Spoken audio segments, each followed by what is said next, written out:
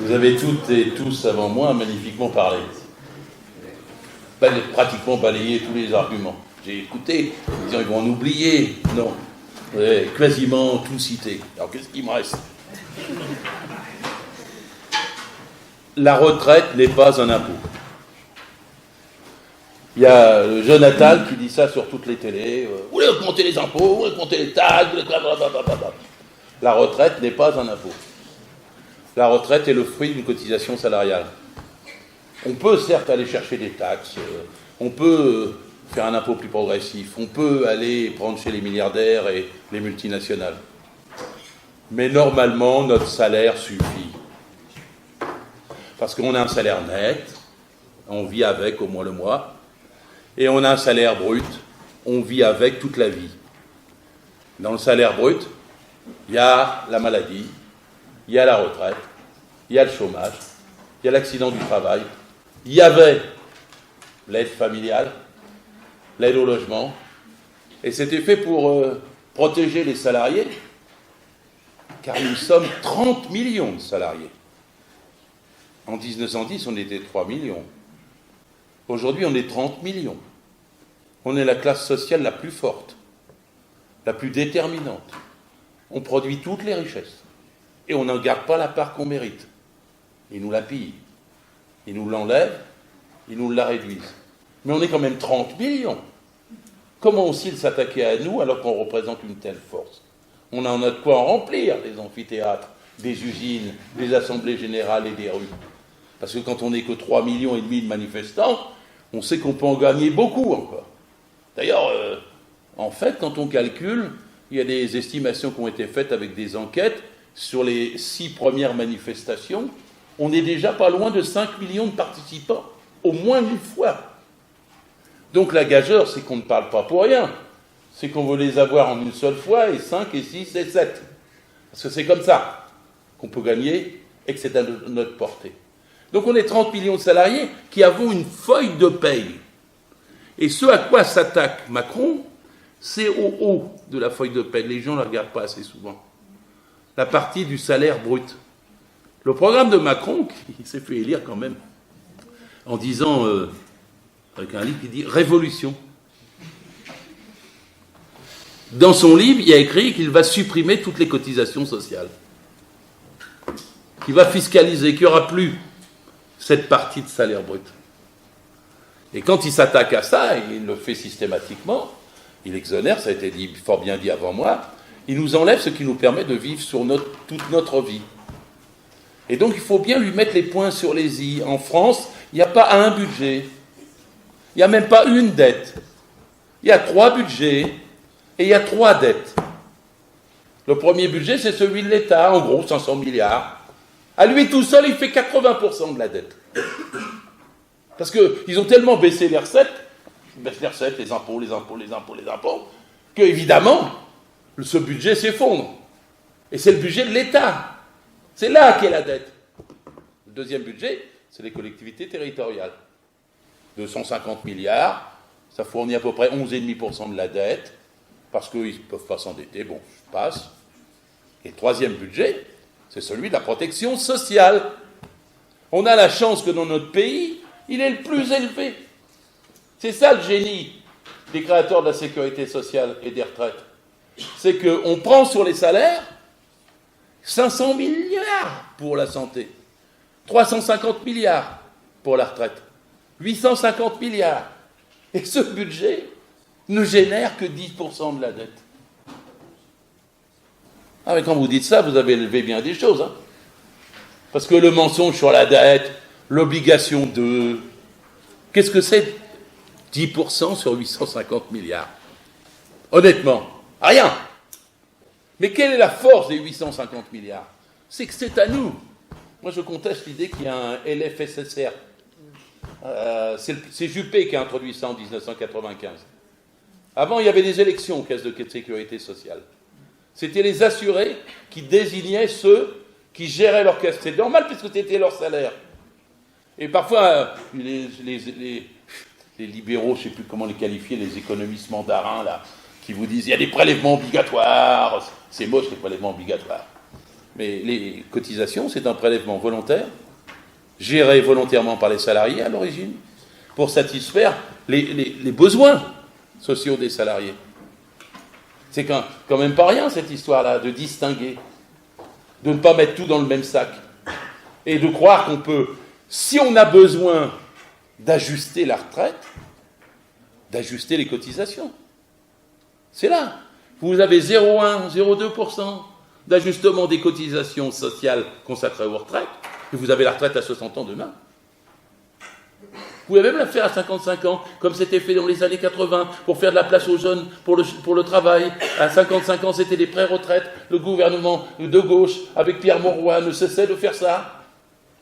Ça vous paraît sûr? Il faisait des retraites à 55 ans anticipées par accord pour permettre de lutter contre le chômage et de donner du boulot à la jeunesse. Ça a duré presque 4, 5, 6 ans, cette histoire-là. C'était possible. Alors on va dire en 82, mais en 82, on a fait la retraite à 60 ans. C'était possible. On est 4 fois plus riche, la France. 4 fois plus riche. Pourquoi on nous la prendrait 40 ans après? Quelle est l'explication? Ah ben les autres l'ont fait. Ah ben oui, mais les autres, ils étaient déjà en retard. Hein. On a fait les 60 ans avant les autres en Europe.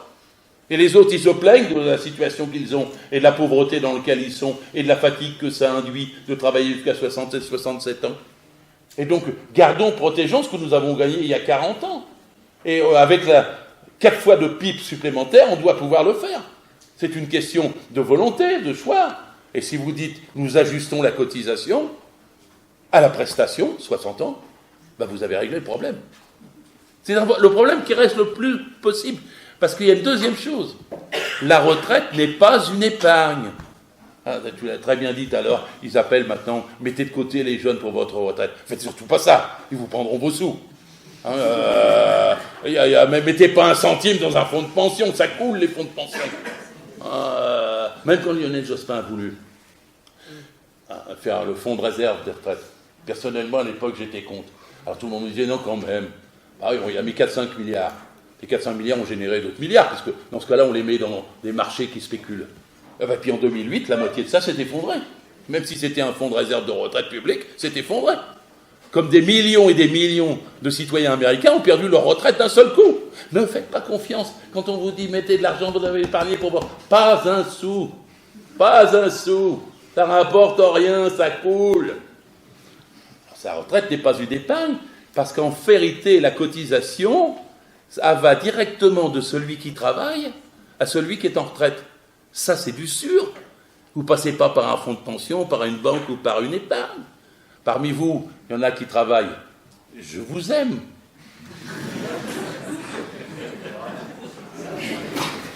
C'est facile à comprendre.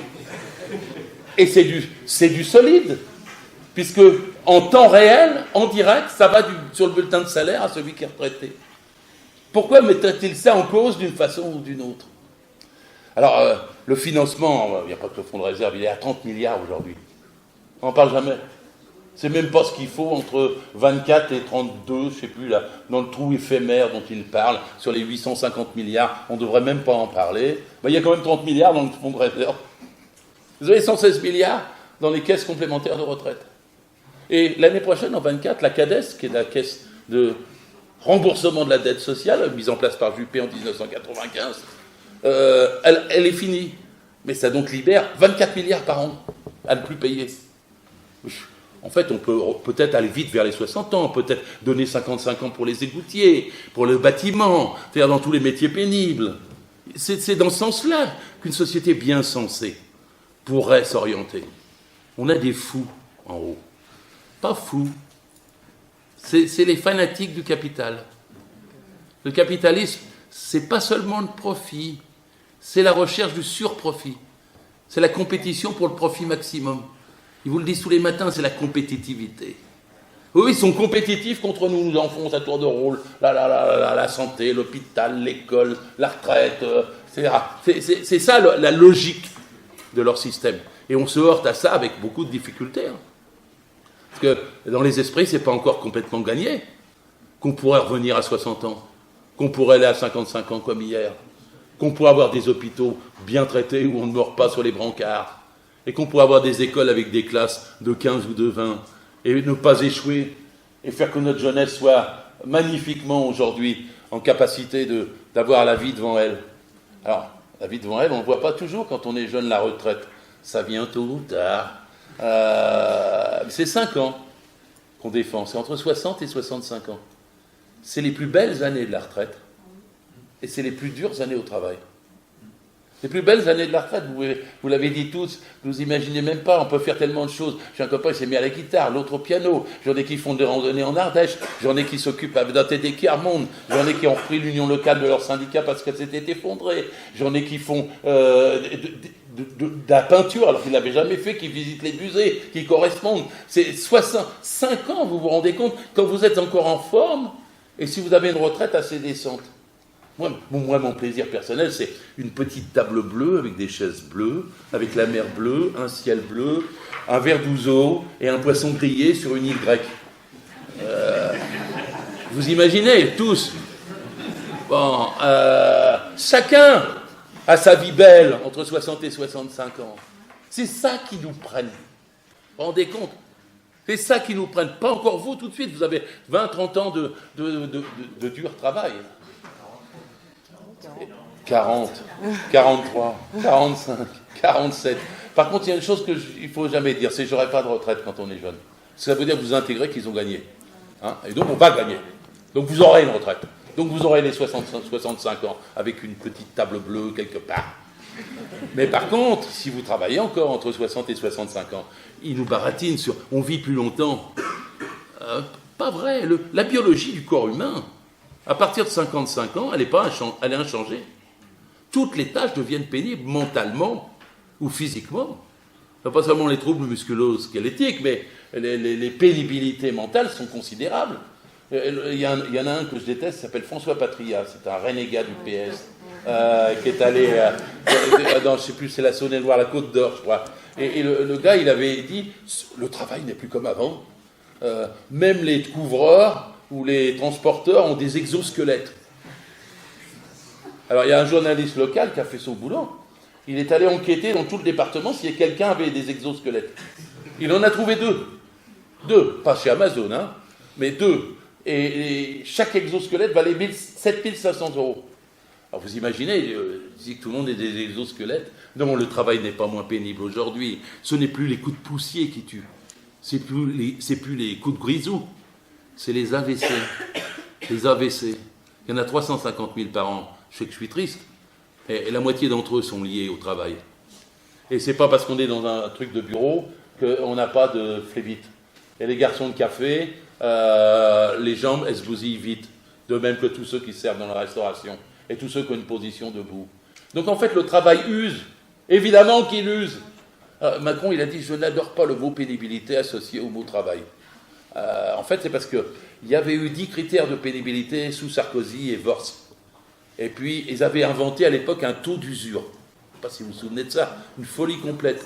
On allait faire partir les gens selon leur taux d'usure. C'est comme des bestiaux, quoi. La pénibilité n'est pas individuelle. La pénibilité est collective. Ça dépend de métiers et de branches. Quand ils suppriment, alors ne prononcez pas régimes spéciaux, dites convention collective. Quand ils suppriment une convention collective, c'est une compensation à une nuisance et à une souffrance au travail. Et donc la pénibilité, elle n'est pas prise en compte. Et la vérité, c'est qu'ils sont passés de 10 critères à 4 critères, et que maintenant, il n'y a plus que 4000 personnes qui relèvent de leur système de prévention de la pénibilité. J'avais un autre truc que je voulais vous dire, mais je sais bien que je leur passe. C'est l'index. L'index. Vous avez jamais entendu parler de l'index? C'est l'index qui désigne les entreprises qui virent les seniors à 55, 56, 57 ans. Vous croyez que les entreprises vont obéir parce qu'elles sont mises à l'index? Évidemment que non. Donc, ils n'y croient pas non plus. Et comme je sens que la pression s'exerce sur moi pour que je close, je peux vous dire aussi qu'on a les chances de gagner. Je suis un vieux 68ard, je sais. Et avant mes 68, j'avais 20 ans, on me disait « ça n'arrivera plus jamais le juin 36. Ça n'arrivera plus jamais. » Il y aura, les mots, c'était la classe ouvrière est embourgeoisée, il y a le fric, la bagnole, le tiercé et les crédits. Et j'avais 20 ans, je disais, je ne peux pas croire ça bougera. Alors quand mai 68 est arrivé, je me suis épanoui. je correspondais, j'étais acteur et producteur. Et quand je sens que ça vibre, alors ça fait 60 ans que je crois que ça va recommencer à peu près tous les ans. Mais quand je sens que ça vibre, c'est qu'il y a des raisons cumulées. Et les raisons cumulées, on les a presque aujourd'hui. On a tout. Un front syndical, les 13 syndicats. C'était pas arrivé. C'était même pas en mai 68. On a la NUPES. Alors excusez-moi, je suis un fanatique de la NUPES. J'étais NUPES avant la NUPES. Je pense qu'on aurait toujours dû faire ça et que sans gauche unie, il n'y a aucune chance de gagner. Sans gauche unie, il n'y a aucune chance de victoire. Mais là, on l'a. Donc avec la NUPES, avec le front syndical, avec 3 500 000 manifestants, avec ce qu'il y a comme rage dans l'ensemble du pays, oui, vous avez toutes les chances d'être optimiste.